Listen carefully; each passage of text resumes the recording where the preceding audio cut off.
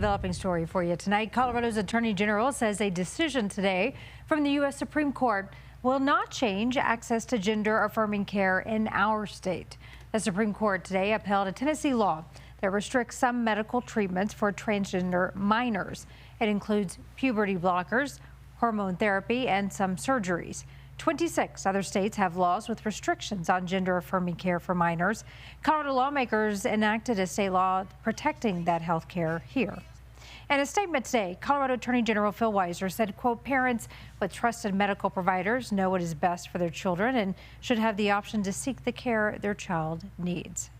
Still, today's ruling could have an impact here in Colorado. Your reporter Jasmine Arenas here to explain more now. Jasmine, so what's the latest? Well, you know, advocates on both sides say the ruling could shape how families and children access care or avoid it. These decisions should be left up to families. Stephen Hayden is the founder of Envision U. He says the court's ruling endangers transgender and non-binary youth, especially in states where care is now banned. LGBTQ youth are already at a significantly higher risk of suicide.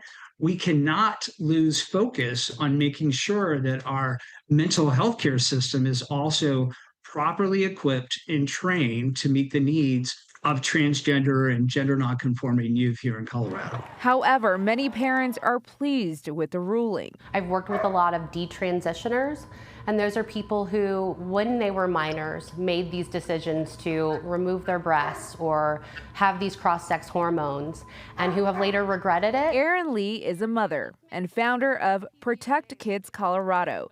It's an organization of people who say they're concerned about the current culture around gender identity. 2021, my 12-year-old daughter was recruited into a secret gender and sexuality club in her 6th grade classroom and convinced that she was actually a transgender boy without my knowledge or consent. Lee says her daughter later realized she was not trans and has since been accepting of herself. Lee supports the Supreme Court's ruling and is working on a 2026 ballot measure to ban gender-affirming care for minors in Colorado. I believe children should have time to develop, perhaps, get through their mental health distress before they make irreversible, life-altering decisions about their bodies. Meanwhile, mental health advocates say removing access overall will do more harm than good. One trusted adult in a young LGBTQ person's life reduces the risk of suicide by 40%.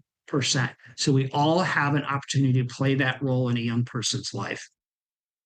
Colorado remains one of the few states with laws protecting health care for transgender youth. One nonprofit organization tells us that since the November election, they've received an estimated 900 applications from people seeking to come here because of laws restricting transgender rights in other states. All right, Jasmine, thank you. The city of